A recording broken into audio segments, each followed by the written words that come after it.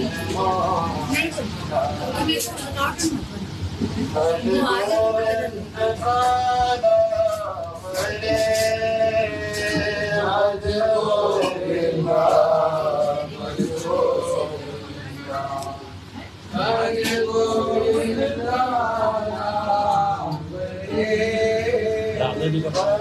वो राधा जी का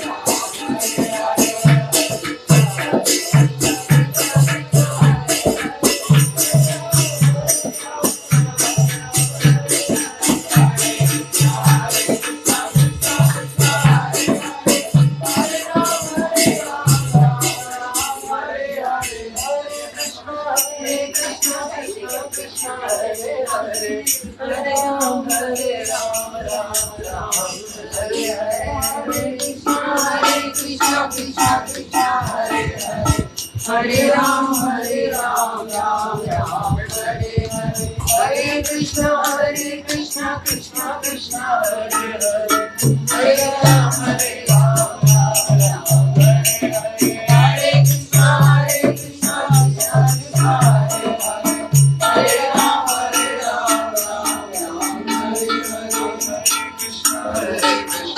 Krishna Krishna Hare Hare Hare Ram Ram Ram Hare Krishna Krishna Krishna Hare Hare Hare Ram Ram Ram Hare Hare Krishna Krishna Krishna Hare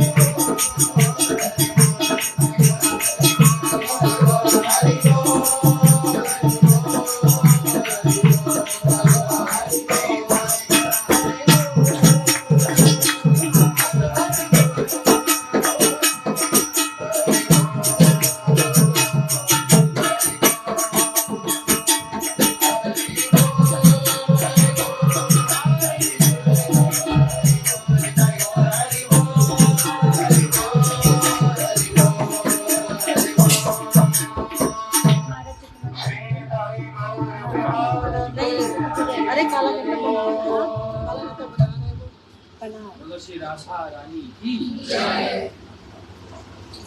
आप सबको मैं जानता हूँ ना, बहुत सालों से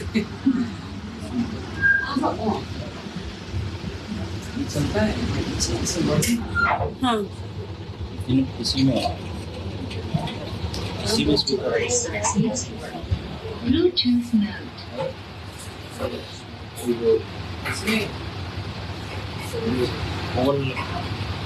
वो अच्छा है, बाइक वाला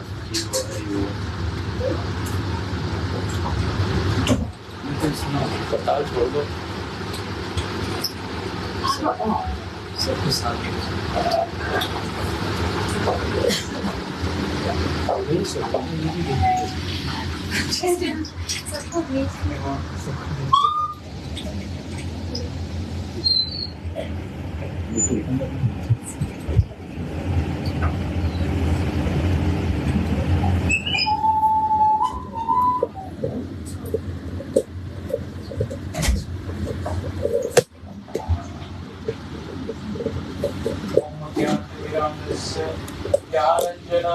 शलाकया चक्षुरोन्मिलितं येन तस्मै श्रीगुरुवे नमः।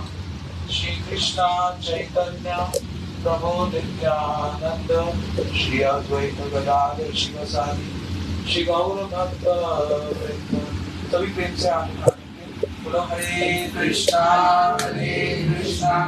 कृष्णा कृष्णा हरे हरे हरे राम राम राम हरे हरे। सर्वप्रथम मैं अपने गुरुदेव श्री श्रीमद शिल भक्ति विज्ञान भारती गोस्वामी महाराज जी के चरणों में अनंत कोटि दंडवत ज्ञापन करता हूँ।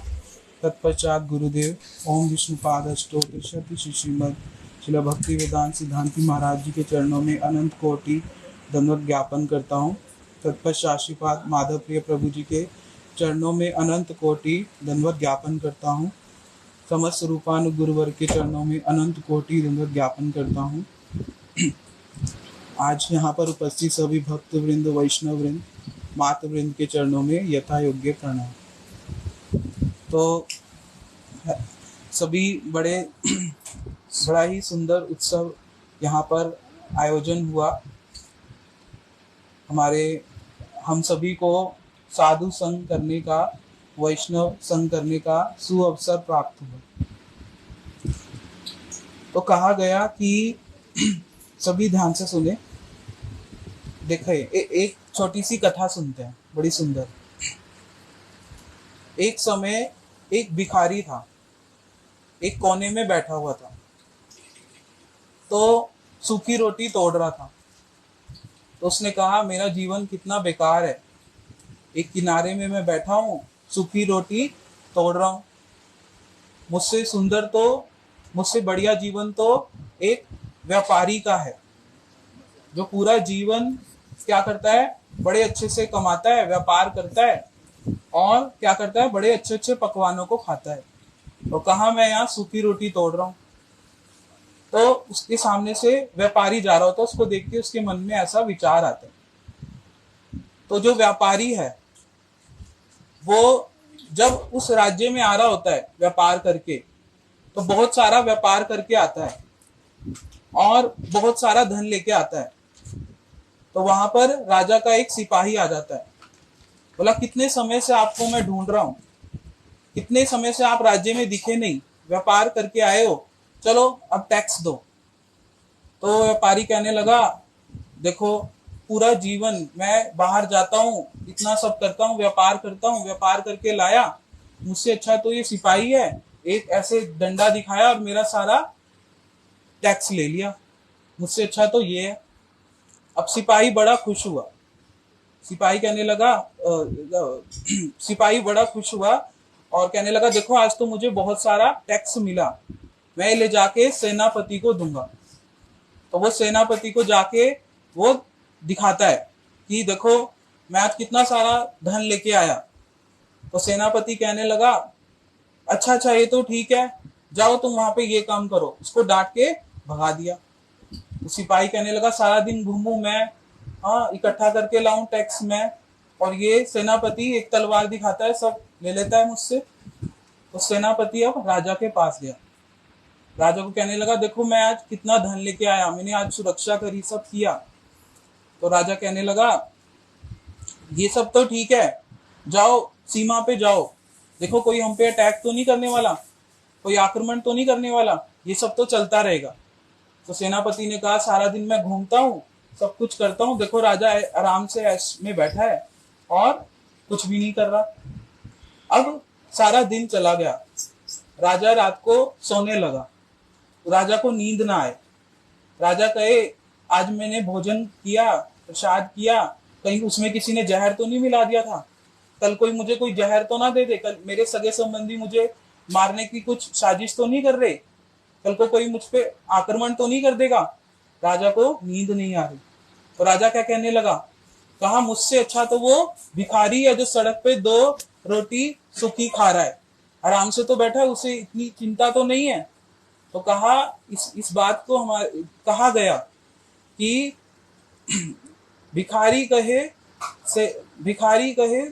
व्यापारी सुखी, व्यापारी कहे सुख सैनिक को भारी, सैनिक कहे सेनापति सुखी, सेनापति कहे सुख राजा को भारी, और राजा कहे भिखारी सुखी, हरि भजन बिना सब जीव दुखारी। तो हम सबके जीवन में भी ऐसे ही है, हम सोचते हैं वो व्यक्ति सुखी है, वो व्यक्ति सुखी है, वो व्यक्ति सुखी है, लेकिन कोई भी व्यक्ति सुखी नहीं है। इस संसार को क्या कहा गया, दावा नल। दावा नल समझते हैं, जंगल में जैसे आग लग जाती है, तो जंगल में आग लग जाती है, उसको बुझाना क्या होता है, बहुत मुश्किल। और इस संसार को क्या कहा गया, दुखों का आलय, जहां पर दुख निवास करते हैं, हमेशा दुख, जहां पे जो भी रहेगा उसको दुख तो कभी ना कभी मिलेगा ही। तो इसीलिए कहा, हमारे आचार्य बताते हैं कि एक ही माध्यम है जिसके, एक ही वस्तु है जिसके माध्यम से हम सबको सुख मिल सकता है, उसको कहा गया भगवान का नाम, भगवान की कथा, जिसको सुनने से क्या होता है, हमें आनंद मिलता है, हमें सुख मिलता है। तो इसलिए हम लोग यहाँ पर आए, हम सब ने क्या किया, भगवान के नामों का कीर्तन किया। कीर्तन करने से क्या होता है, बोला बड़ा सरल उपाय है। कीर्तन करने में हमें क्या करना है, बस भगवान के नामों का जाप करना है, ताली बजानी है, कितना सरल है। और इससे भगवान बड़े प्रसन्न हो जाते हैं। कितने प्रसन्न हो जाते हैं भगवान इससे। तो इसलिए हमें क्या करना चाहिए, भगवान के नामों का कीर्तन करना चाहिए। तो इस कलयुग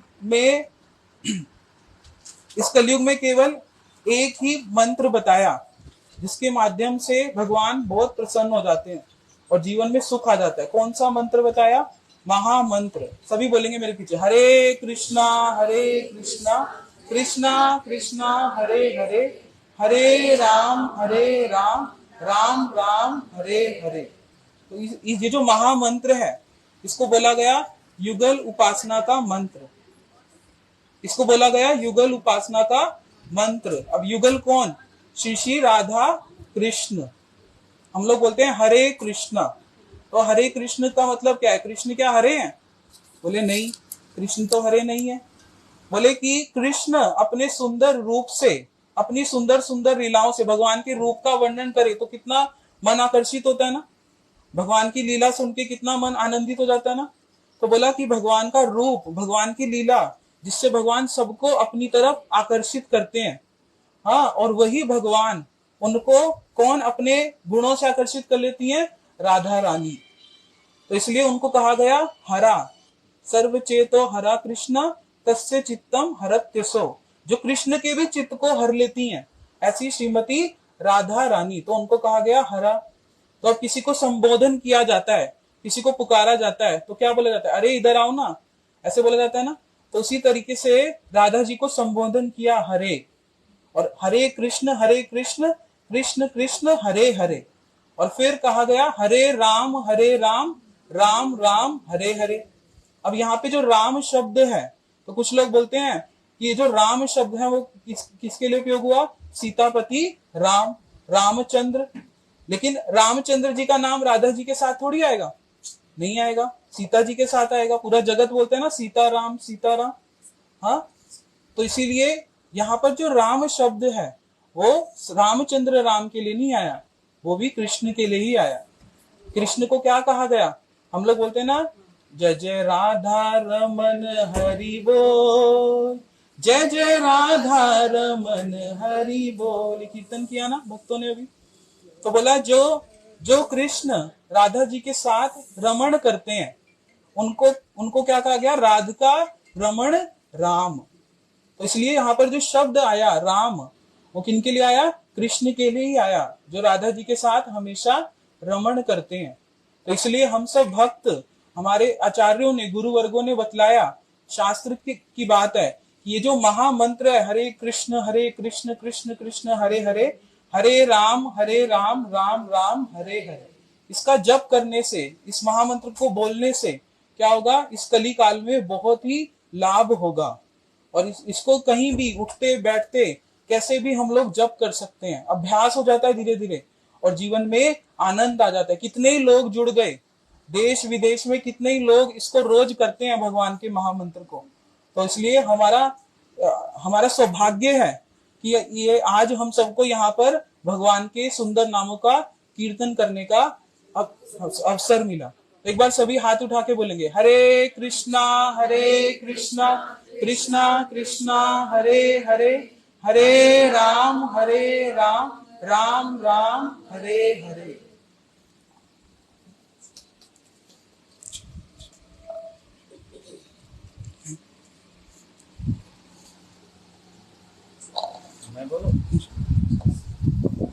मैं बोलूं थोड़ा सा?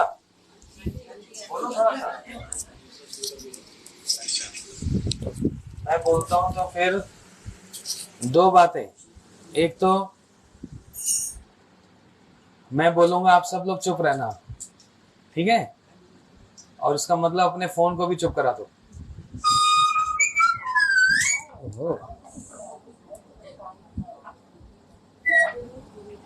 दो चाहिए?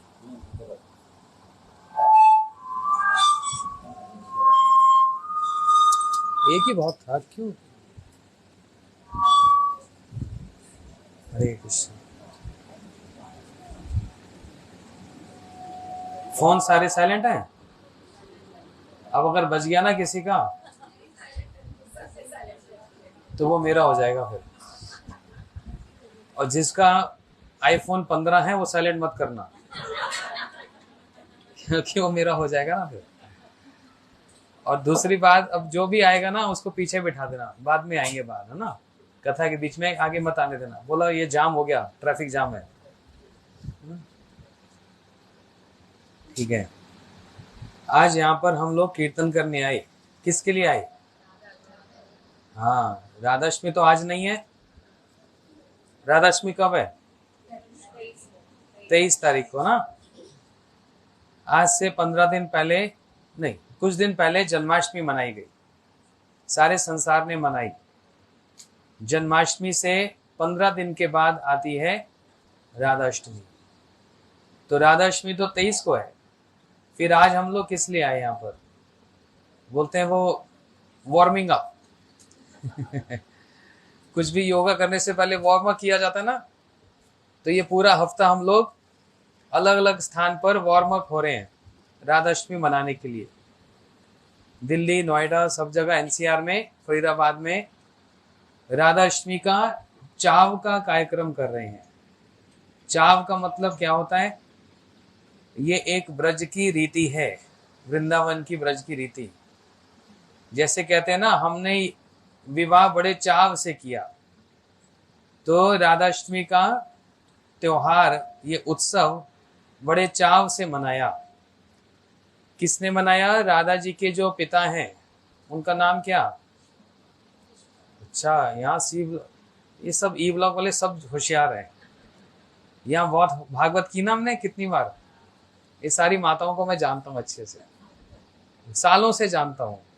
यहाँ इधर बेसमेंट में भागवत होती थी, है ना? हाँ, वैसे अब कराते ही नहीं कथा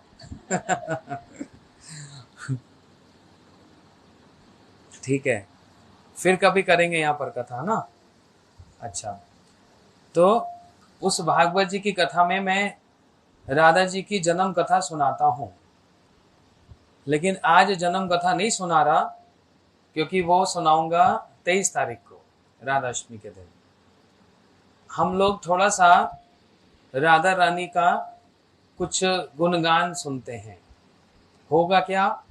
कहा गया राधा नाम परम सुखदाई। जैसे नवरात्रे आते हैं, सब लोग देवी जी की पूजा करते हैं ना, और व्रत भी करते हैं ना। ऐसे ही अलग अलग त्योहार आते हैं, उसमें व्रत किया जाता है। रामनवमी का व्रत, कृष्ण जन्माष्टमी का व्रत, ये सारे व्रत किए जाते हैं। लेकिन एक बात अच्छे से समझोगे, है ना, अच्छे से समझेंगे कि सारे ग्रंथ, हमारे जो ग्रंथ है रामायण, भागवत, गीता, इसका कोई मतलब है कि बेकार है? सब मानते कि नहीं मानते? अच्छा, जो इस ग्रंथ में लिखा वही बात सच है कि हम जो कहेंगे वो बात सच है? कोई भी बाहर खड़ा हुआ कुछ भी बोल देगा वो सच है, या ग्रंथ में जो लिखा वो सच है? तो कुछ भी क्यों ना हो जाए, हम कितने भी एडवांस क्यों ना हो जाए, लेकिन गीता, रामायण, भागवत जी की बात आज भी युगों से मानी जाती है और मानी जाएगी, है कि नहीं? हाँ। तो देखो, भागवत जी में लिखा भगवान कौन है, ये एक बहुत बड़ी समस्या खड़ी हो जाती है। मैं कहता हूं ये भगवान है, आप कहेंगे वो भगवान है, फिर कोई कहेगा ये भगवान है। हम अपने मन से किसी को भगवान बना सकते हैं? हम अपने मन से तो किसी को प्रधानमंत्री नहीं बना सकते, भगवान की तो दूर की बात है। और हम भगवान को बनाएंगे कि वो हमको बनाएंगे? भगवान हमको बनाएंगे ना। इसलिए हमारे आपके मानने से नहीं होगा, जो हमारे ग्रंथ कहेंगे उनके मानने से होगा। और ग्रंथों में सबसे बड़ा ग्रंथ है भागवत जी, जिसका हम लोग 7 दिन भागवत सप्ताह करते थे ना। हाँ। उन भागवत जी में लिखा है कि भगवान तो एक ही है, ईश्वर ही है। अब आप लोग कहेंगे कि महाराज आप तो हरे कृष्ण वाले हो, आप तो कहेंगे ही कृष्ण भगवान है। ऐसे बहुत से लोग बोलते हैं कि आप तो हरे कृष्ण वाले हो, आप कहेंगे अब कृष्ण भगवान है। अरे हम हरे कृष्ण वाले इसलिए कृष्ण भगवान नहीं हो गए, क्योंकि वो भगवान है इसलिए हम हरे कृष्ण जप करते हैं। हमारे कहने से वो भगवान थोड़ा हो जाएंगे। तो भागवत जी में लिखा है कृष्णस्तु भगवान स्वयं। अच्छा, एक बात जो सभी स्वीकार करेंगे, कौन से ऐसे हैं जिन्होंने अपना विराट रूप दिखलाया? कौन है? कहां दिखलाया? अर्जुन के सामने, महाभारत में ना। कहां पर? दिल्ली में, कुरुक्षेत्र में। कुरुक्षेत्र में दिखलाया, विराट रूप दिखलाया, और सबके सामने घोषणा भी की है कि मैं ही सबका ईश्वर हूं, सब मुझसे ही प्रकट होते हैं। ये बात कही नहीं, दिखाई भी, अपना विराट रूप दिखलाया।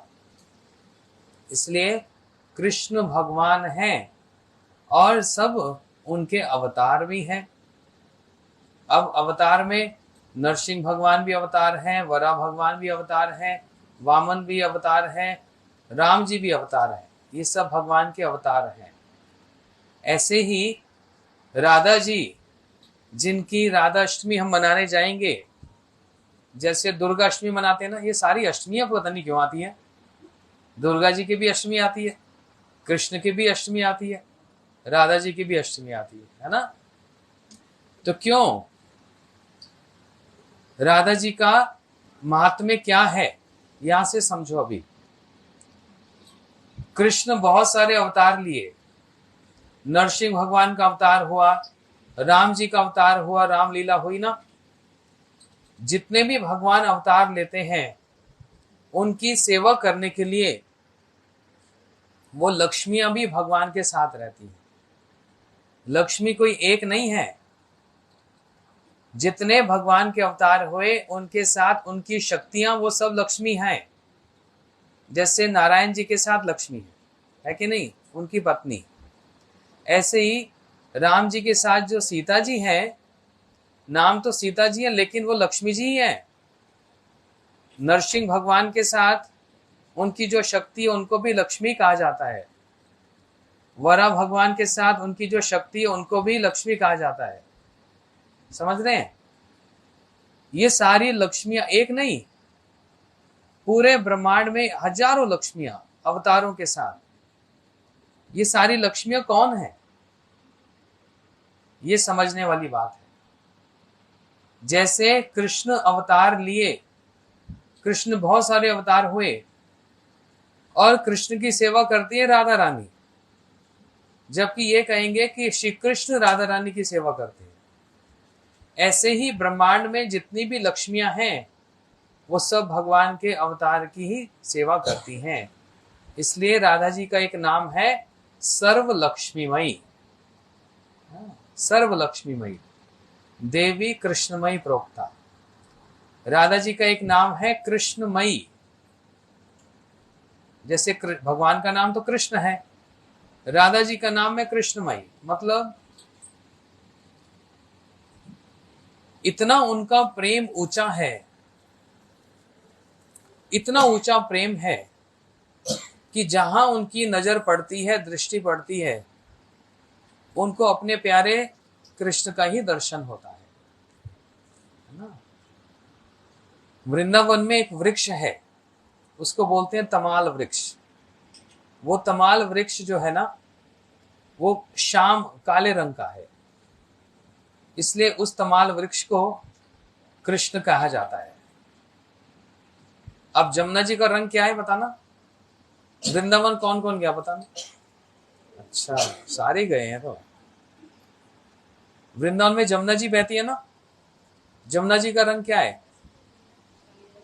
नीला है, काला है? नीला काला जैसा ना, इसलिए वहां पर सब कुछ काला काला ही है। अभी हम जिसके घर में आए उसका नाम भी काला ही है।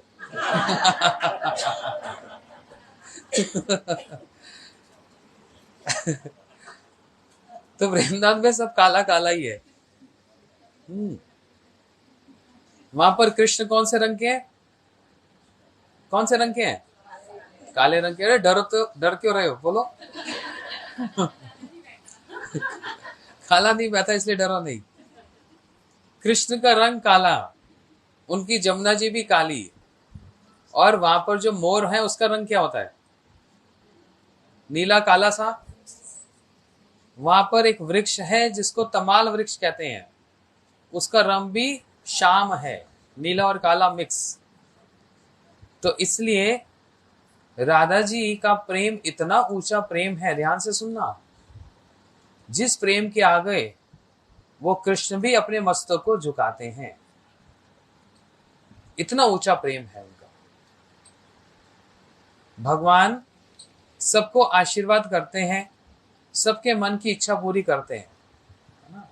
हम लोग मंदिर में जाकर अपनी मन की इच्छा पूरी करते हैं। अच्छा, मंदिर में क्यों जाते हैं बताओ? उनको कोई देखने जाता है?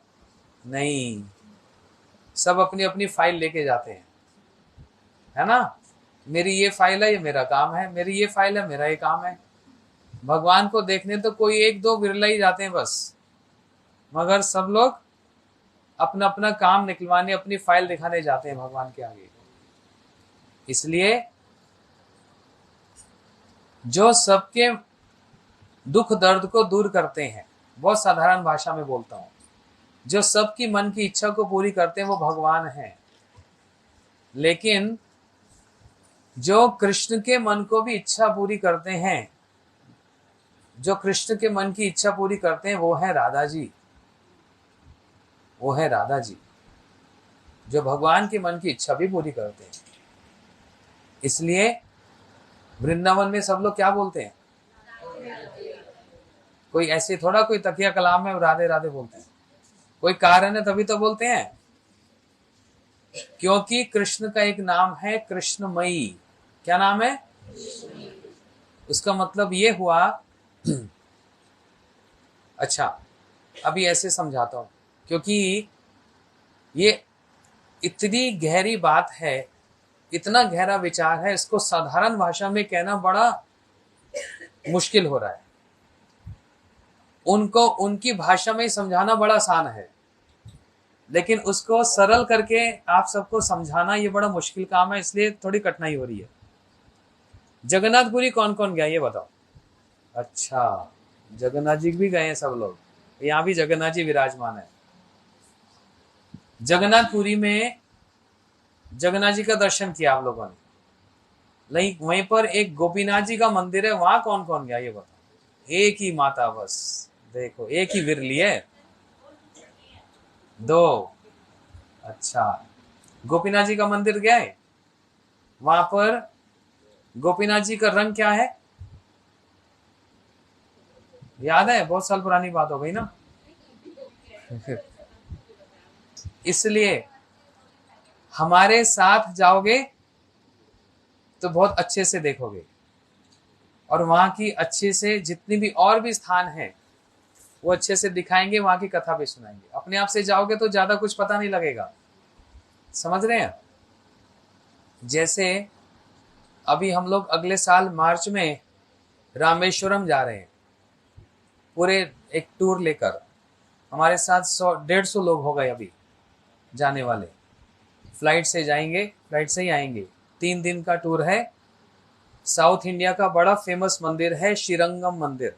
श्रीरंगम बड़ा फेमस, बहुत बड़ा मंदिर है वो। श्रीरंगम जी का मंदिर का दर्शन करके फिर रामेश्वरम जी का दर्शन करके, 4 धाम में एक धाम है ना, वो एक दर्शन करने हम लोग सब जा रहे हैं। आप लोगों को जाना है तो हमारे साथ चलना। हमारे साथ जाओगे तो बहुत कुछ देखने को मिलेगा और बहुत कुछ सुनने को मिलेगा। तो ऐसे ही जगन्नाथपुरी भी गया था इस साल में, द्वारका गया था, द्वारकापुरी और जगन्नाथपुरी। तो हमारे साथ 300 भक्त लोग थे, है ना। और सबने कहा कि हम बहुत बार गए लेकिन ऐसा दर्शन आज तक नहीं हुआ, क्योंकि वहां पर बहुत सी ऐसी चीजें जो आप लोगों को पता ही नहीं देखने वाली। और क्योंकि हम वहां जाते रहते हैं, वहां रहते हैं, हम लोगों को पता है। जगन्नाथपुरी में गोपीनाथ जी का जो मंदिर है, कृष्ण तो हर जगह काले श्याम रंग के होते हैं ना, लेकिन उस मंदिर की विशेषता ये है कि वहां पर कृष्ण बैठे हुए हैं, खड़े नहीं हुए। पूरे संसार में एक ऐसा मंदिर है, सिर्फ एक, पूरे संसार में, वर्ल्ड में। आप सभी मंदिरों में देखो भगवान खड़े होकर मुरली बजा रहे हैं ना, लेकिन वहां पर बैठकर बजा रहे हैं। जैसे आप लोग बैठे ना आलती पालती मार के, ऐसे बैठकर वंशी बजा रहे हैं। और वो बैठ क्यों गए, इसकी भी बहुत बड़ी कथा है ना। वो पहले खड़े ही हुए थे, क्योंकि सारे कृष्ण की जो मूर्ति है, विग्रह हैं, वो खड़े ही होते हैं। लेकिन एक भक्त जो उनकी सेवा करते थे, श्री गदाधर जी उनकी सेवा करते थे, उनको माला पहनाने में बड़ा कष्ट होता था। इसलिए अपने भक्त की सेवा को स्वीकार करने के लिए भगवान स्वयं बैठ गए। समझ रहे हो? इतने पुरानी वो ठाकुर जी हैं कृष्ण, वो काले रंग के, श्याम रंग के। अब मेन मुद्दे पे बात पर आते हैं। उनके साथ राधा जी भी हैं, क्योंकि कृष्ण के साथ हमेशा राधा जी भी रहती हैं। यदि भगवान की अकेले पूजा की जाए और कृष्ण राधा जी साथ ना हो तो वो पूजा अधूरी मानी जाती है। राम जी के साथ सीता जी ना हो तो राम जी की पूजा भी अधूरी हो गई। नारायण जी के साथ लक्ष्मी जी ना हो तो वो उनकी पूजा भी अधूरी हो जाएगी, पूरी नहीं मानी जाएगी। इसलिए आप लोगों ने जन्माष्टमी मनाई ना, राधाष्टमी नहीं मनाओगे तो वो अधूरा हो गया, पूरा नहीं हुआ, वो आधा रहा, पूरा व्रत नहीं हुआ। ये मैं नहीं कह रहा, ये वृंदावन की बात है, ये शास्त्र की बात है। राधा का मतलब राधा के साथ ही कृष्ण पूर्ण है, नहीं तो कृष्ण आधा है, पूरे नहीं है। तब आप सोचेंगे ये तो बड़ी समस्या हो गई, जन्माष्टमी तो हमने मंदिरों में मनाई, अब सब मंदिर में तो राधाष्टमी नहीं मनाते। तो आप लोगों का काम मैंने आसान कर दिया। East of Kailash E block, यहां से गूगल मैप डालो और उसमें लिखो सेक्टर 12 फरीदाबाद, 25 मिनट का ड्राइव है। ये भी बता देता हूं। तो अब जो शनिवार आएगा 23 तारीख शाम को 5 से 8 बजे हम लोग राधाष्टमी का वहां पर प्रोग्राम करते हैं। और बिल्कुल जैसे बरसाना यदि जाओगे ना राधाष्टमी पर, पागल हो जाओगे, पैर रखने की जगह नहीं, और लोग तो गिर पड़ते हैं बहुत। कीर्तन खूब होता है लेकिन बड़ा रिस्क है। मैं ये नहीं कह रहा मत जाओ, लेकिन माताओं के लिए थोड़ा सा मुश्किल है। इसलिए वैसे का वैसे ही बरसाना जैसा ही जो माहौल है, जो परिवेश है, वो हम यहीं पास में फरीदाबाद में मनाते हैं। ये अनीता माता और काला ये सब तो आते ही हैं, और कुछ ये 2-4 यहाँ पर माताओं को मैं जानता हूँ, ये भी आते हैं। इसलिए मैं यहाँ पर आपको हाथ जोड़कर निमंत्रण देने आया कि पास में ही है, ज़्यादा दूर नहीं है। फरीदाबाद यहाँ से लगा हुआ ही है, बॉर्डर पे ही है। राधाष्टमी का प्रोग्राम, राधाष्टमी को मनाने के लिए आप लोग शाम को 5 बजे वहाँ पर आ जाओ। बड़े धूमधाम से कीर्तन होता है, राधा जी के भजन होते हैं, हाँ, कीर्तन कथा होती है, भंडारा भी होता है। 1000-1200 लोग आते हैं वहाँ पर, और सबके लिए बैठने की कुर्सी की वहाँ चिंता मत करना कहीं नीचे बैठना पड़ेगा। सबके लिए आराम से बैठने की व्यवस्था कर दी, कुर्सी की व्यवस्था कर दी, है ना। तो राधा जी के बिना कृष्ण भी अधूरे हैं, आधा हैं, पूरे नहीं हैं। इसलिए उस गोपीनाथ जी के मंदिर में साथ में जो राधा जी हैं, उनका रंग कैसा, काले रंग का। आप कहेंगे ये तो बड़ी अजीब सी बात है, कृष्ण काले रंग के होते हैं मंदिरों में, राधा जी कौन से रंग की होती है? कौन से रंग की? राधा जी गोरी हैं। देखो कैसा मिसमैच है, एक काला एक गोरी। राधा जी गोरी है ना, लेकिन वहां पर गोपीनाथ जी के मंदिर में राधा जी भी काली है। ये कैसे हो गया? यही बात, पूरे संसार में एक ऐसा मंदिर जहां पर कृष्ण बैठे हैं और राधा जी गोरी नहीं है, वहां काली है। इसलिए जब राधा जी काली हो जाती है तो उनका नाम होता है कृष्णमयी। कहने का मतलब दिन रात कृष्ण का चिंतन करती हैं, कृष्ण कृष्ण कृष्ण। उनका श्रृंगार भी भगवान को दिखाने के लिए होता है, अपने लिए नहीं होता। जिससे मेरे जो प्रियतम कृष्ण उनको सुख लगे, इसलिए वो श्रृंगार करती हैं, अपनी सजावट के लिए नहीं करती। कहने का मतलब क्या, उनका हर एक क्रिया, उनका मन, सब कुछ कृष्ण को ही, श्री कृष्ण को ही सुख देने के लिए होता है, सब भगवान को सुख देने के लिए। नहीं तो 10 वर्ष की आयु में भगवान मथुरा चले गए, कंस को मारा, और फिर द्वारका में जाकर 16,108 रानियों से विवाह किया ना। तो पीछे से राधा जी कृष्ण को याद करते करते, स्मरण करते करते, कृष्ण कृष्ण कृष्ण कहते करते रोती हैं। तब तो श्रृंगार नहीं करती, तब तो श्रृंगार नहीं किया, इतने वर्षों तक श्रृंगार नहीं किया, खान पान भी नहीं किया, खाई पी भी नहीं, सालों सालों तक, वर्षों तक। इससे पता लगता है कि जब वो श्रृंगार करती हैं, वो श्रृंगार बस भगवान को प्रसन्न करने के लिए, उनको सुख लगे, उनके आंखों को, उनको नेत्रों को सुख लगे, इसलिए वो श्रृंगार करती है। नहीं तो श्रृंगार करने का और कोई भी उनका तात्पर्य नहीं है ना।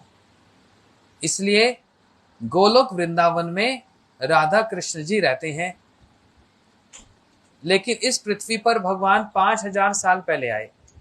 द्वापर में आए ना कृष्ण, तो अकेले नहीं आते, अपने साथ अपने सारे भक्तों को, अपने सारे परिवार को, परिकर को लेकर आते हैं। राधा जी को लेकर आते हैं। और यहां पर आकर पास में ही वृंदावन, कितनी दूर है वृंदावन? कितनी दूर है? 2 घंटे का रास्ता, 150 किलोमीटर, बस 1.25 घंटे में पहुंच जाते हैं, 2 घंटे में ना।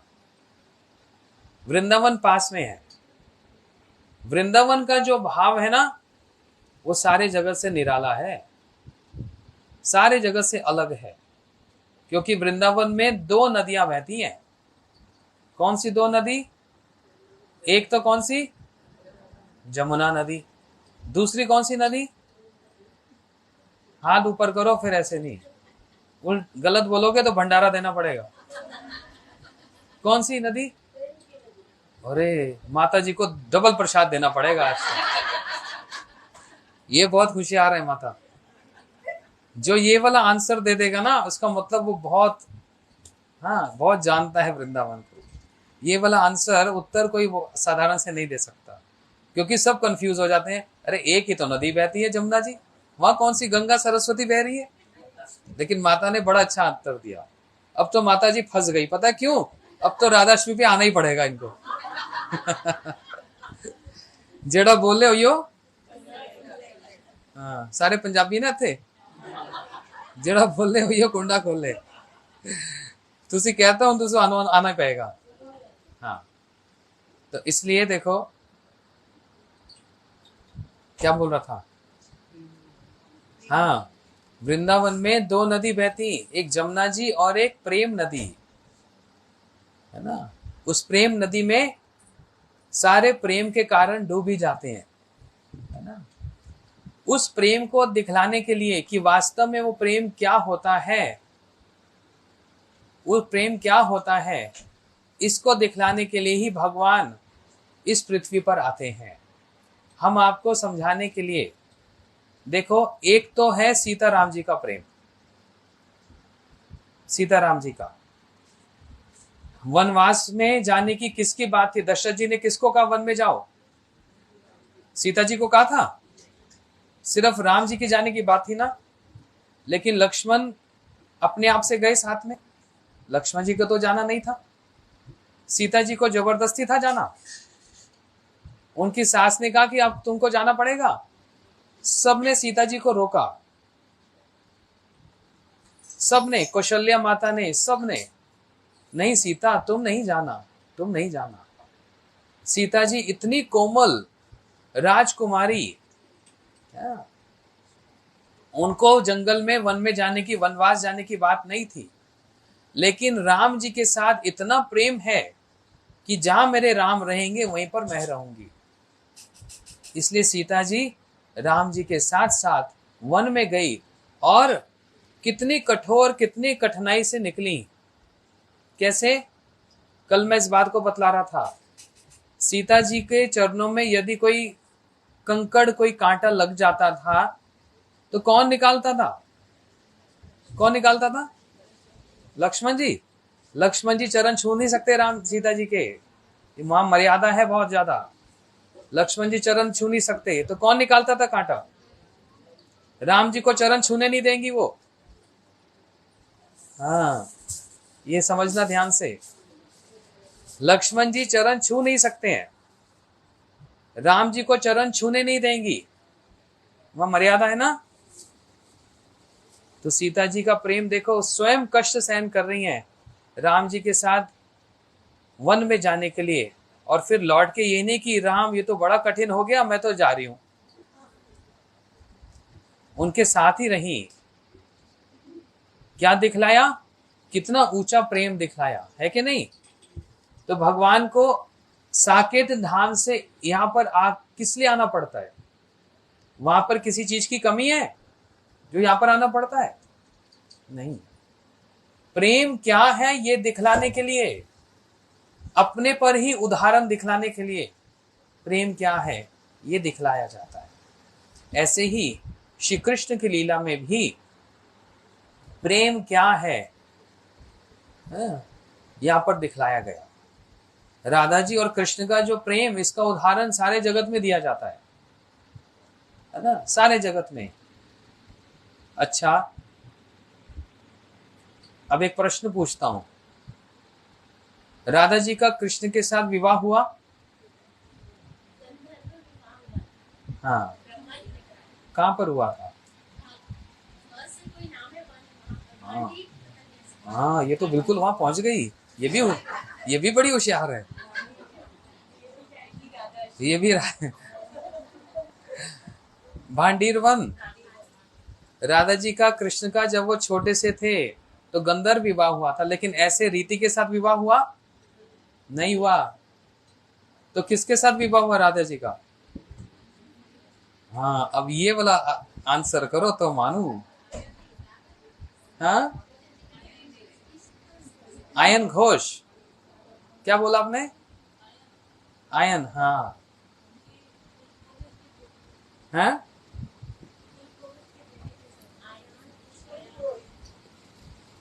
उनका नाम आयन और दूसरा नाम था अभिमन्यु। वो महाभारत वाले अभिमन्यु नहीं, ये दूसरे अभिमन्यु हैं। इनके साथ राधा जी का विवाह हुआ। किसने करवाया? स्वयं भगवान की योग माया जी ने करवाया। देखो, ये राम जी की लीला सीधी सीधी वाली नहीं है, वहां तो बिल्कुल सब सीधा सीधा है। कृष्ण कैसे खड़े होते हैं? सीधे होते हैं कभी? कैसे खड़े होते हैं? टेढ़े खड़े होते हैं ना, तो बोलो टेढ़े खड़े होते हैं ना। हाँ, कैसे खड़े होते हैं? हाँ। और आप देखना, सब लोग राम बोलो और देखो आपकी जीभ सीधी जाती है कि टेढ़ी जाती है? सब बोलो राम, एकदम सीधा सीधा है ना। अब ध्यान देना अपनी जीभ की तरफ, जब कृष्ण बोलोगे 3 जगह से लपेटे लेती है कृष्ण बोलते समय ही बोल के देखो एक बार। नहीं, ध्यान से अपनी जीभ पर ध्यान दो। कृष्ण 3 जगह से जीभ लपेट लेती है, तो नाम भी टेढ़ा है और खड़े भी टेढ़े होते हैं, और जो कुछ करते हैं सब टेढ़ा करते हैं। इनकी जमुना जी देखो, सीधी बहती कभी? जब जाके देखना टेढ़ी मेढ़ी बहती है। और वृंदावन की कोई भी गली सीधी नहीं दिखेगी आपको, सब कैसी है? सब कुछ टेढ़ा है इनका। इसलिए इनका जन्म भी बड़ा टेढ़ा हुआ आधी रात को। बड़ी टेढ़ी लीला ये सीधी नहीं है, और इसको समझने के लिए भी हमको टेढ़ा होना पड़ेगा। ये सीधी उंगली से घी नहीं निकलता, बहुत उठक बैठक करनी पड़ती है, तब इनकी प्राप्ति होती है। इतना आसान नहीं है। राम जी सीधे साधे सरल से हैं, मर्यादा पुरुषोत्तम, और ये है लीला पुरुषोत्तम, टेढ़े। इसलिए वृंदावन में सब, यदि ये माखन चोरी करते हैं तो क्या बोलते हैं? माखन चोर भगवान की। हाँ।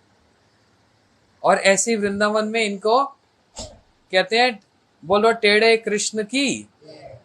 जो कुछ करते हैं इनकी जय जयकार करते हैं। अच्छा, ये रन छोड़ के भागते हैं तो क्या बोलते हैं? सिर्फ रन छोड़ बोलते हैं? जय तो बोल दो, बोलो रन छोड़ भगवान की। जो कुछ करें जय जय है, इसलिए वहां पर टेढ़े कृष्ण की भी जय बोलते हैं, है ना। इसलिए इनकी लीला बड़ी टेढ़ी। अपनी ही शक्ति योग माया जी के द्वारा राधा जी का विवाह करवाया अभिमन्यु से, और श्री कृष्ण ये दिखला रहे हैं। क्या हो गया? क्या बोल रहा था मैं?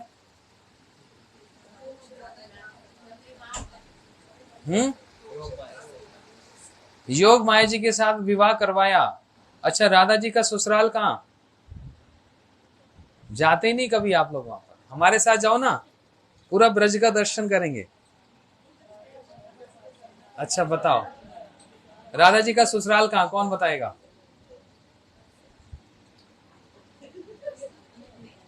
सारे फेल हो रहे हैं यहां तो।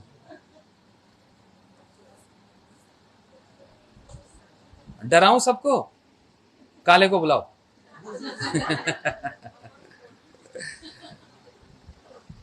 अच्छा, राधा जी का जन्म कहाँ हुआ? नहीं। अच्छा, गोकुल कौन कौन गया? कुछ गोकुल ही नहीं जाता। अच्छा, भगवान का जन्म कहाँ हुआ? आगे आगे आ जाओ भैया, आप आगे आ जाओ। भगवान का जन्म कहाँ हुआ? आज क्वेश्चन आंसर सेशन चल रहा है। मथुरा में हुआ? गोकुल में क्या हुआ फिर?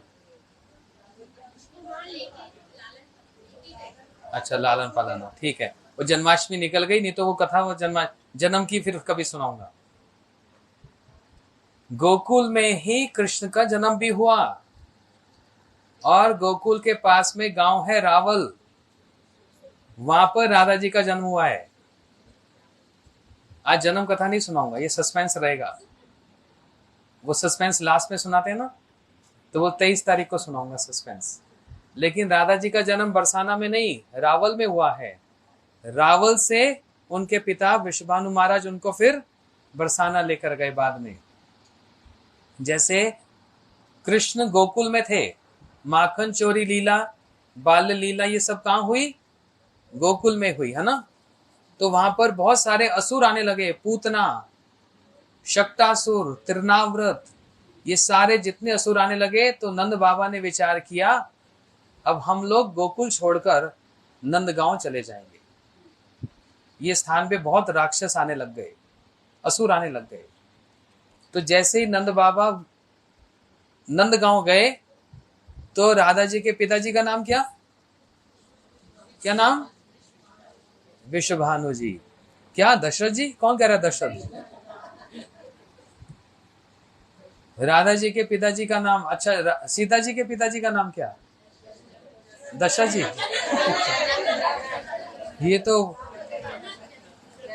ये तो वही खेल हो गया, चिड़िया उड़, तोता उड़, है सब कुछ उड़, घोड़ा भी उड़।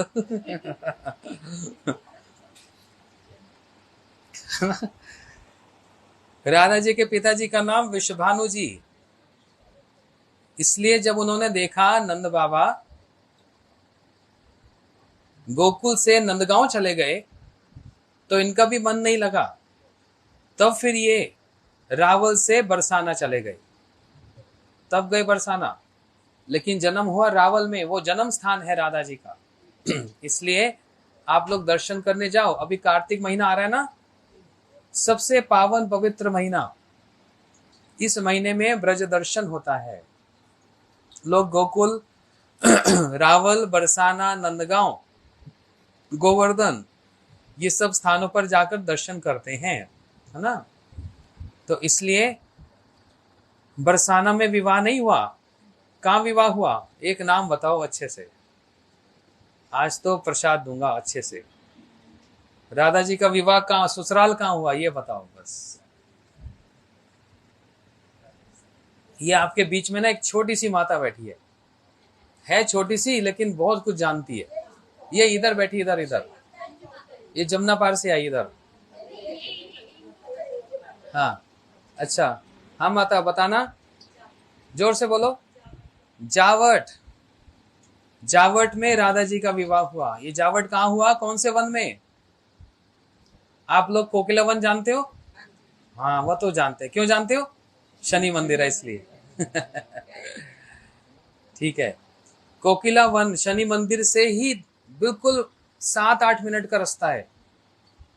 किसी से पूछना ये जावट कहाँ है, तो सब कोई भी वहां ब्रजवासी बता देगा आपको ये जावट है। वो है राधा जी का ससुराल, जहां पर अभिमन्यु उनके पति और सास का नाम क्या नहीं पता। ये सब सुनाने तो मैं आया जो आपको नहीं पता, बाकी तो सब कुछ पता है। इतना पता है कि वृंदावन में जाओ तो वहां पर बांके बिहारी जी का दर्शन होता है। इतना भी पता है दर्शन करके बाहर आओ तो टिक्की बड़ी अच्छी मिलती है, और इतना भी पता है वहां की फिर लस्सी भी बड़ी स्वाद होती है। ये सब तो पता है, लेकिन ये सारी बातें जो मैं बता रहा हूं ये नहीं पता ना। ये सब सिखाने तो मैं आया, ये सब सिखाने आया। देखो इतनी पास में रहते हो, इसलिए हमारे साथ संपर्क में रहोगे, सारे स्थानों का दर्शन मैं कराऊंगा। और भगवान ने एक आशीर्वाद दिया है, एक वरदान। किसको? नारद जी को। नारद जी ने हम सबके लिए भगवान से एक वरदान मांगा कि हे भगवान, ये कलयुग के जीव जो जितने झूठ बोलने वाले ना, झूठ के बिना तो उनका पेट ही भरता नहीं, सुबह उठते झूठ शुरू हो जाता है कि नहीं? सत्संग होगा 1 घंटे का, आ जाना। वो नहीं, मेरी मेड ने आना था, बीमार पड़ गई, है ना। जैसे तैसे कुछ भी झूठ बोल दो, बोलने में 1 सेकंड नहीं लगता, लेकिन उसका फल भोगना किसको पड़ेगा? पड़ोसी को, अपने आप को ही भूलना पड़ता है हर झूठ का। तो नारद जी ने देख लिया कि झूठ के बिना तो इनका जीवन चल ही नहीं सकता, और भगवान की भक्ति तो बड़ी दूर की बात है, उसके लिए तो बड़ी तपस्या करनी पड़ती है। तो कलयुग के जीवों को क्या होगा? भगवान नारद जी ने हम लोगों के लिए भगवान से एक वरदान मांगा, हे भगवान, ये 84 कोस ब्रजमंडल में आपने बड़ी सुंदर सुंदर लीलाओं को किया। कहीं माखन चोरी किया, कहीं जमुना जी में लीला को किया, कहीं तो गिरिराज गोवर्धन जी को धारण किया, है ना।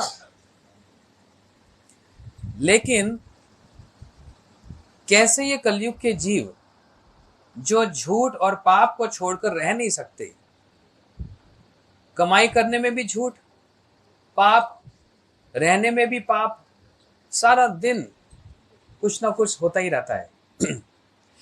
इनको आपका कभी भक्ति मिल सकती है?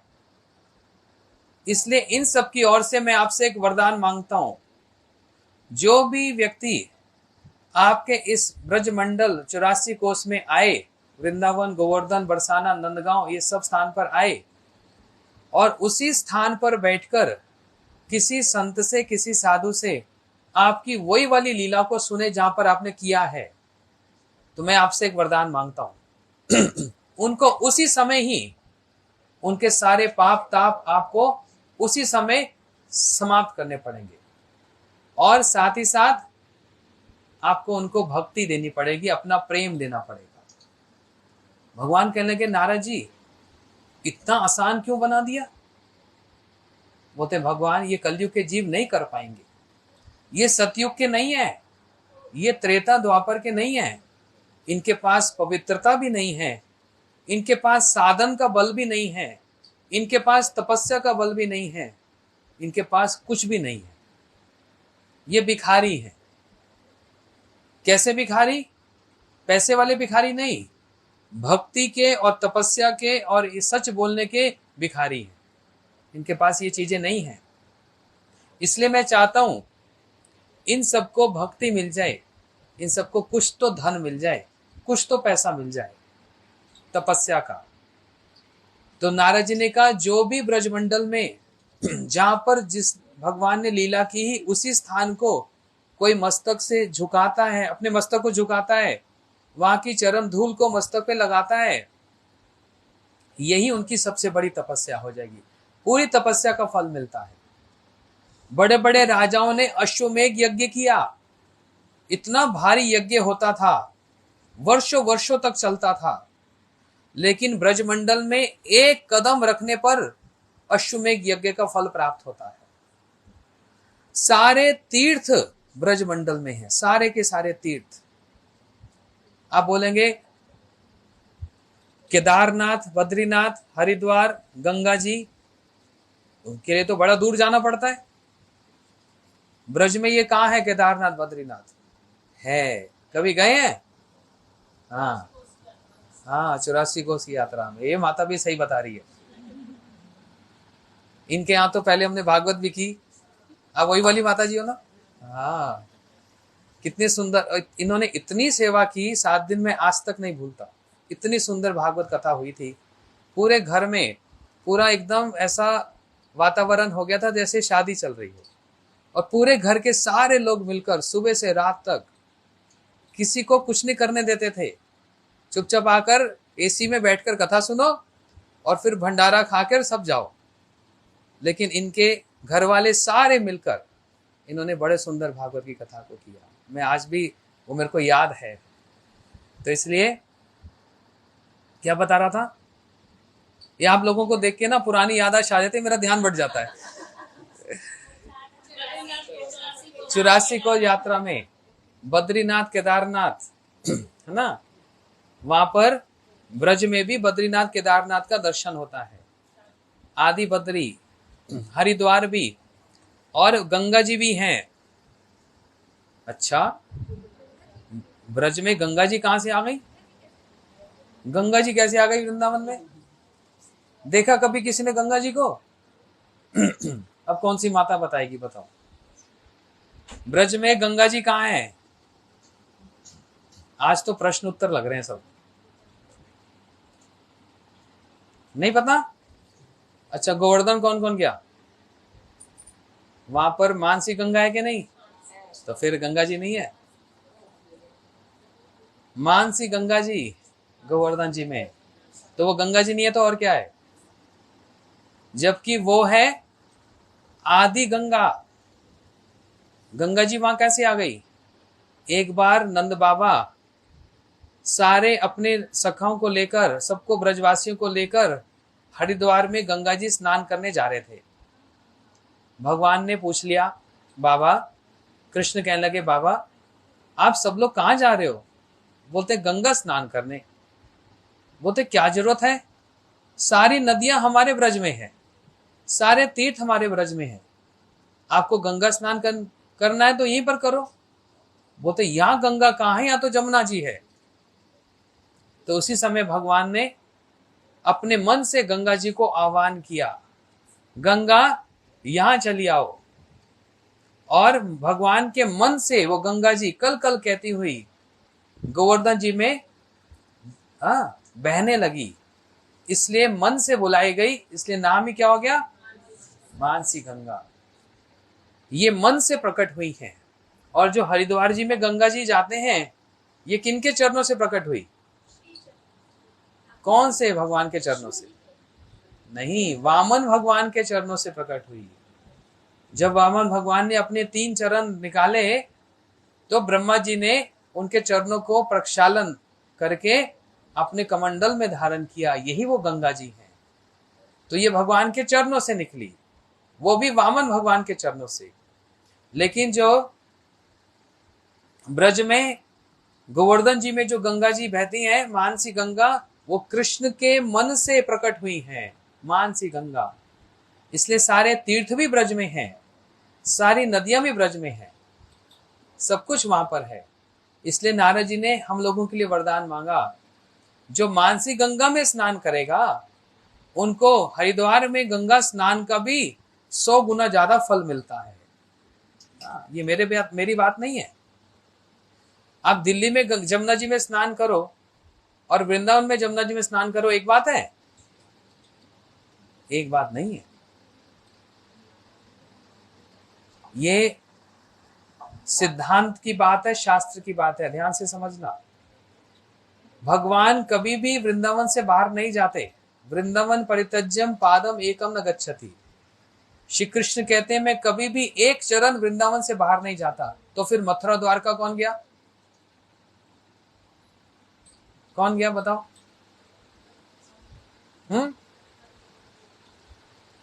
आपने हाथ खड़ा किया, बताओ। भगवान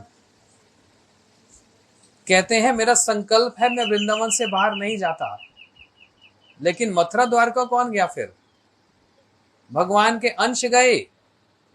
स्वयं जो कृष्ण हैं, गोलोक बिहारी जो गोलोक से आए, वो कभी मथुरा द्वारका नहीं जाते। वो वृंदावन की सीमा में ही रहते हैं, कभी उससे आगे नहीं निकलते।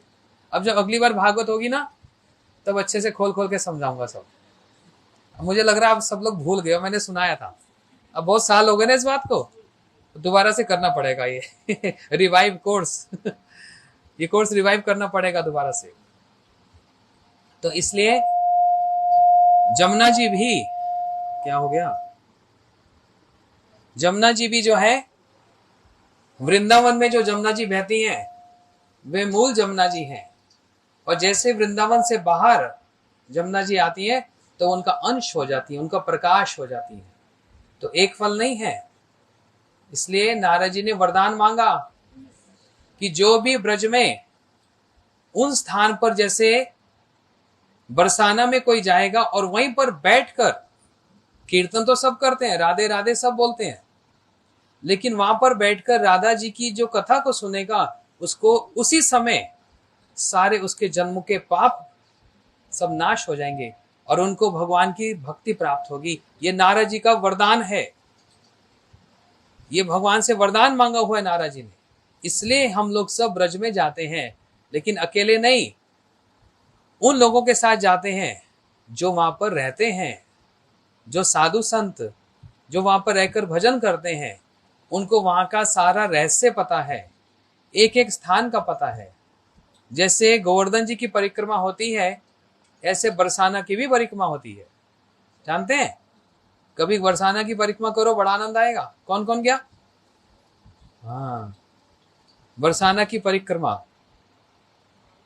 ज्यादा नहीं है, 3-4 किलोमीटर की है। मैं तो आज सबको यहाँ बैठे बैठे ब्रज का दर्शन करा रहा हूं सब जगह, है ना। बरसाना की परिक्रमा, उस परिक्रमा एक स्थान आता है सांकरी खोर, एक ऐसा स्थान जहां पर एक समय पर एक ही व्यक्ति निकल सकता है। और राधा जी सारी गोपियां अपने सिर पे घड़े में दूध दही ये सब माखन लेकर उस रास्ते से निकलती। अब वहां पर कृष्ण अपने सखाओं के साथ लठिया को लेकर वहां पर खड़े हो जाते। बोलते हैं आप यहां से नहीं जा सकते, आपको टैक्स देना पड़ेगा। बोलते ये कौन सा टैक्स है? बोलते टोल टैक्स, है ना, टोल टैक्स देना पड़ेगा। अरे कौन सा फोन है ये? सैमसंग?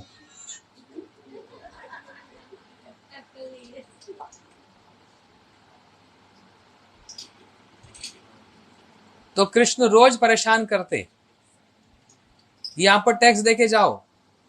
और राधा जी ये सारी गोपियां ललिता विशाखा उनसे बात करती, किस बात का टैक्स? वो तो ये हमारा ब्रज है, यहां पर हमारी परमिशन के बिना, हमारी आज्ञा के बिना कोई नहीं जा सकता। तो जब कोई टैक्स नहीं देता, दूध दही नहीं देते, तो लकड़ी से इनकी मटकी को फोड़ देते और इससे क्या होता? सब दूध दही सब बह जाता। अब ये रोज का ही हो गया। राधा जी ने, गोपियों ने मिलकर एक मीटिंग बुलाई। बोले कि रोज कृष्ण आकर हमको परेशान करते हैं, कल हम इनको अच्छे से मजा चकाएंगे। क्या करेंगे? हम 2-4 ही यहां से निकलेंगी, बाकी सब पीछे पर्वत के पीछे छुप कर रहेंगी। बरसाना में पर्वत है ना, वो पर्वत कौन है बरसाना में? गोवर्धन नहीं है। ब्रज के 3 पर्वत फेमस हैं, प्रसिद्ध हैं। एक तो बरसाना का पर्वत, एक नंदगांव के पर्वत और तीसरे गोवर्धन जी पर्वत। 3 पर्वत फेमस प्रसिद्ध हैं। ये 3 कौन है? ब्रह्मा, शिव और विष्णु। जिस पर्वत पर आप चढ़ते हो बरसाना जाने के लिए, वो ब्रह्मा जी हैं। वो कोई साधारण पर्वत नहीं है।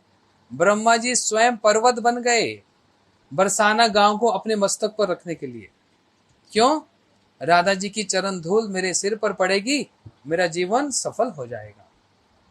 उधर नंदगांव जाओ, वो भी एक पर्वत है ना, वो है शिव, उसको बोलते हैं नंदीश्वर पर्वत, जहां पर शिव ये चाहते हैं कि कृष्ण की चरण धूल मेरे मस्तक पर पड़े। और तीसरे हैं गोवर्धन जी। ये 3 पर्वत प्रसिद्ध हैं। इसलिए जब आप बरसाना जाओ तो पहले ब्रह्मा जी को प्रणाम करके तब ऊपर चलना चाहिए कि ब्रह्मा जी आपके सिर पर हम चढ़ रहे हैं। क्या करें? राधा जी का दर्शन करने ऊपर तो जाना ही पड़ेगा, लेकिन आप हमारा अपराध नहीं लेना, आपको हम प्रणाम करते हैं। ब्रह्मा जी अपराध नहीं लेते। क्यों? प्रसन्न होते हैं कि जिनकी चरण धूल के लिए मैं पर्वत बन के यहाँ खड़ा हूं या बैठ गया हूं, वही चरण धूल के लिए सब लोग राधा जी का दर्शन करने ऊपर जा रहे हैं। तो ब्रह्मा जी कहते हैं एक शर्त पे मैं अपराध नहीं लूंगा, सब यहाँ पर चलते चलते कुछ बोल कर जाओ। क्या बोल कर जाओ? बरसाने में क्या बोलते हैं? हाँ, ये सुनकर ब्रह्मा जी को बड़ा आनंद लगता है। सब राधे राधे बोलकर जाओ तो मेरे को भी आनंद और सुख लगता है। देखो, उन राधा जी की चरण धूल के लिए ब्रह्मा जी भी पर्वत बन गए हैं। समझ रहे हो? ये कोई साधारण नहीं है। राधा जी सारी लक्ष्मियों के अधिष्ठात्री देवी हैं, सारी लक्ष्मियां इनसे प्रकट होती हैं, सारी देवियां। इसलिए बरसाने में सब राधा राधे बोलते हैं। तो वहीं पर ही सब गोपियों ने मिलकर मीटिंग की और अगले दिन 2-4 गोपियां वहां से निकली। अब कृष्ण अपनी लठिया लेकर वहां पहुंच गए। एक गोपियों टैक्स दो। बोलते हैं कृष्ण आप रोज इतना परेशान करते हो, बोलते टैक्स देकर जाओ। इतने में गोपियों ने ताली बजाई। जब ताली बजाई तो सारी झुंड की झुंड आ गई, पकड़ो पकड़ो पकड़ो। ये तो 5-6 थे, इनको खूब पकड़ लिया और उनको पेड़ों से बांध दिया। कृष्ण को भी पेड़ से बांध दिया। बोलते छोड़ दो छोड़ दो। बोलते आज नहीं छोड़ेंगे। बोलते इनको नर से नार बनाओ, नरसिनार मतलब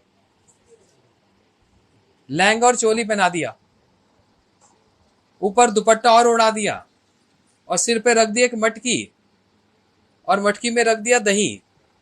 बोलते अब चल कर दिखाओ। कृष्ण बोलते ऐसे नहीं, सीधा नहीं, ठुमक ठुमक के चल के दिखाओ। तो गोपी बनाकर इनको चलना, जब चले तो पीछे से एक मारी लठिया, मटकी को फोड़ दिया और सारा दही कृष्ण के ऊपर फेंक दिया। बोलते आज के बाद परेशान करोगे तो पेड़ से बांध देंगी। इसलिए वहां पर ब्रज में कृष्ण की नहीं चलती, किसकी चलती है? राधा जी की चलती है।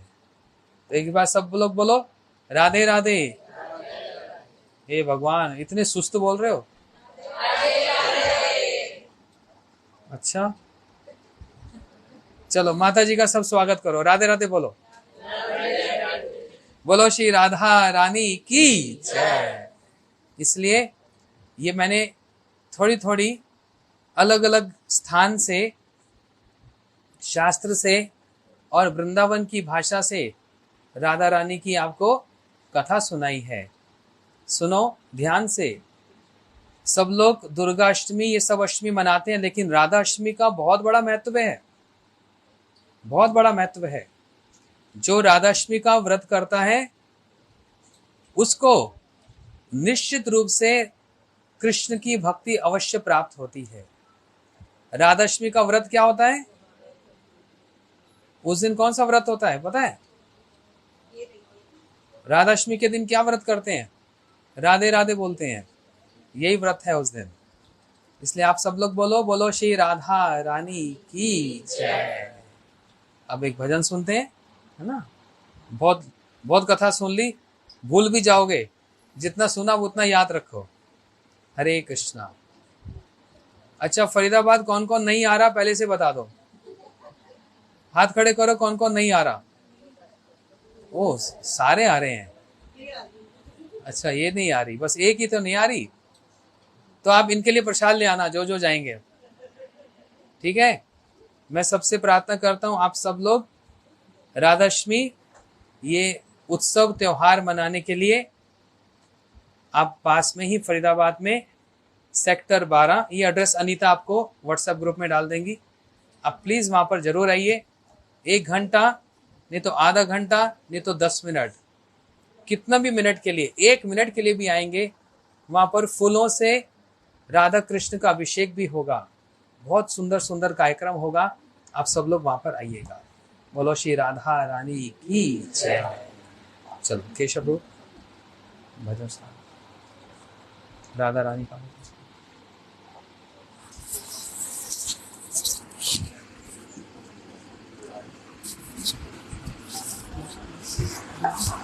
हाँ जी।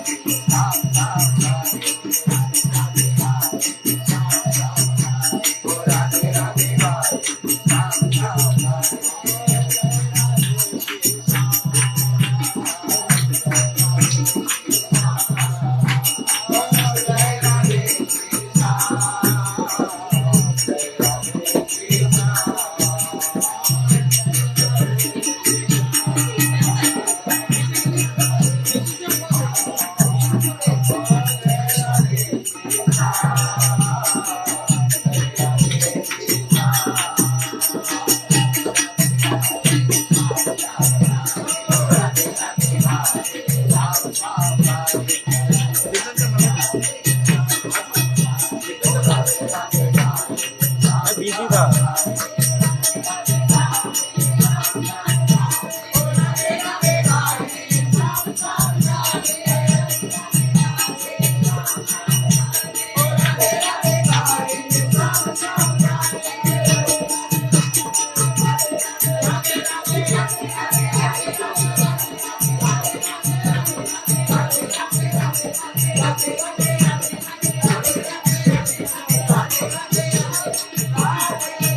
you.